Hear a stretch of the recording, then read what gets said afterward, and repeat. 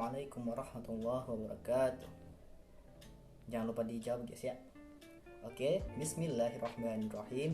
Alhamdulillahirabbil alamin. Wassalatu wassalamu ala asrofil anbiya'i wal mursalin sayyidina wa habibina wa syafi'ina wa maulana Muhammadin wa ala alihi wa sahbihi ajmain. Amma ba'du. Oke, teman-temanku semua, kita dapat berjumpa lagi dimanapun kalian berada, yang sedang dalam kesusahan, yang sedang mencari jati diri, yang mau menikah, yang sedang mencari jodoh, yang sedang gak ngapa-ngapain. Semoga selalu ada keadaan sehat walafiat. Amin ya rabbal alamin. Baiklah, pada pertemuan kali ini kita akan membahas sedikit tentang qiyas sebagai dalil hukum. Walaupun tidak banyak yang saya sampaikan, mudah-mudahan ilmu ini bermanfaat bagi kita semua. Qiyas adalah satu dari 4 sumber hukum Islam yang disepakati para ulama.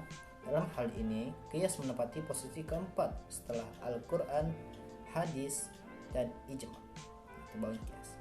Secara bahasa, kata qiyas berasal dari kata qassa yaqisu qiyasan, yang artinya pengukuran.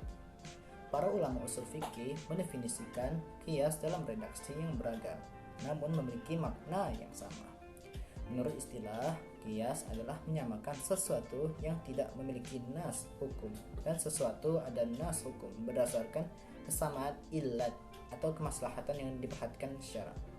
Qiyas juga dapat diartikan sebagai kegiatan melakukan padanan suatu hukum terhadap hukum yang lain. Fungsi ijtihad dan sumber hukum Islam setelah Al-Quran dan hadis. Al-Ghazali dalam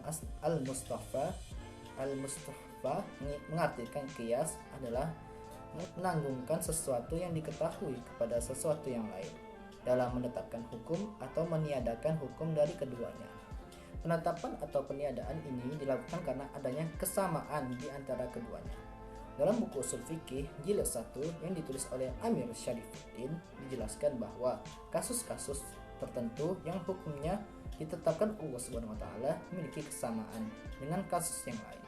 Hukumnya tidak ditetapkan sehingga atas kesamaan sifat tersebut, maka hukum yang sudah ditetapkan dapat diberlakukan kepada kasus serupa yang lain.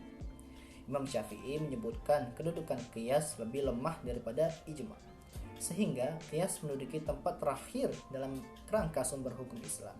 Dalam kitab Ar-Risalah karangannya, Imam Syafi'i mengatakan bahwa antara qiyas dan ijtihad adalah dua kata yang bermakna satu.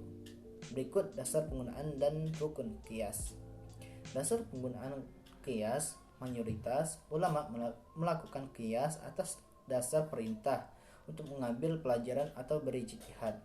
Menurut jumhur ulama, qiyas termasuk mengambil pelajaran dari suatu peristiwa. Dikutip dari buku Qiyas, sumber hukum syariah keempat oleh Ahmad Sarwat. Dasar qiyas juga memiliki pada surah An-Nisa ayat 59, yaitu perintah untuk kembali kepada Allah dan Rasul. Bismillahirrahmanirrahim. Ya ayyuhallazina amanu atii'ullaha wa atii'ur rasula wa ulil amri minkum. Fa in tanaza'tum fi syai'in farudduhu ila Allahi war rasuli in kuntum tu'minuna billahi wa bil yaumil akhir.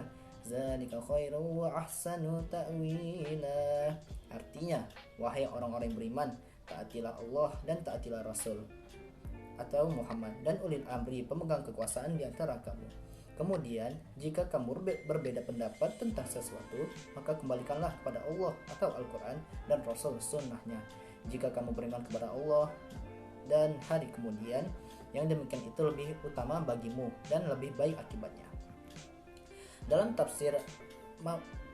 tafsir Mafatih Al-Ghaib, Al-Fahru Ar-Razi menafsirkan bahwa maksud dari mengembalikan urusan kepada Allah dan Rasul dalam ayat tersebut adalah perintah untuk menggunakan qiyas. Pendapat ini diperkuat dengan penggunaan Quran dan Sunnah Rasulullah SAW dalam qiyas, meski tidak disebutkan secara eksplisit dan dalam istilah qiyas. Selanjutnya, rukun qiyas dikutip dari buku Usul Fikih oleh Amrullah Hayatuddin.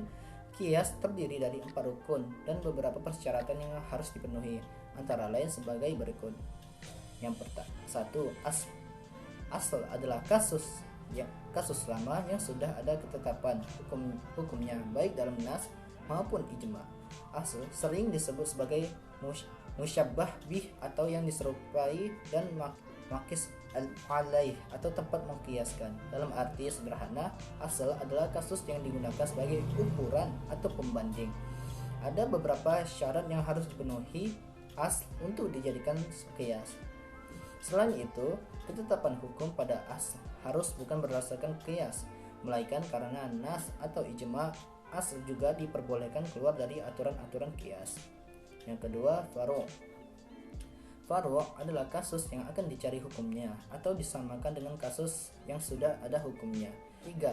Hukum asl. Hukum asl adalah hukum syara yang ditetapkan oleh nas dan dikehendaki untuk menetapkan hukum terhadap faro'. Yang keempat, illat. Secara bahasa, illat dapat diartikan sebagai hujjah atau alasan. Illat menjadi landasan dalam hukum asl.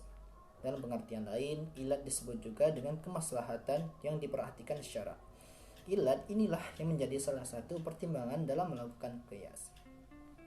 Bagaimana qiyas? Menetapkan sesuatu yang belum ada hukumnya kepada sesuatu yang sudah ada hukumnya, karena ada persamaan illat di antara keduanya. Yang sudah ada hukumnya apa? Khamr. Yang belum ada hukumnya apa? Bir. Menetapkan sesuatu yang belum ada hukumnya, bir, pada sesuatu yang sudah ada hukumnya, khamr, karena ada illat sama antara keduanya. Apa kesamaan antara khamr dan bir? Bila ini diminum menghilangkan akal, ini pun menghilangkan akal, maka sama, itulah dia qiyas. Paling tinggi itu Quran, di bawahnya Sunnah, di bawah hadis atau sunnah itu ijma. Baiklah, itulah yang dapat saya sampaikan. Lebih kurang mohon maaf. Wassalamualaikum warahmatullahi wabarakatuh. Selamat sukses.